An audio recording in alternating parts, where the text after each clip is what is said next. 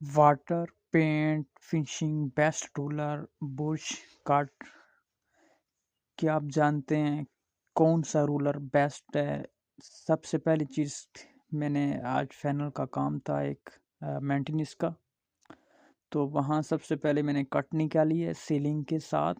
دیواروں پہ پہلے بھی ایش وائٹ کلر تھا، پھر بھی دوبارہ کوٹ کرنا تھا. کہیں پہ دراڑیں تھیں اور کچھ جگہ وال پٹی کرنے والی تھی، تو میں نے وہاں پہ وال پٹی چیک کر کے پھر اس پہ ریگ مار کیا ہے. ریگ مار کرنے کے بعد پھر میں نے اس کے ساتھ بش کے ساتھ کٹ نکالی ہیں سیلنگ کے ساتھ، جو ایش وائٹ کلر ہے دیواروں کا، جو آپ دیکھ بھی رہے ہیں. آپ کو کچھ گائیڈ ہو سکتا ہے ویڈیو پہ، کچھ تازہ جو پینٹ ہو وہ بالکل کلیئر نہیں سمجھ سکتا جب تک وہ اس کا جو خشک نہ ہو چکی ہو. جیسے یہ دیواریں خشک ہوں گی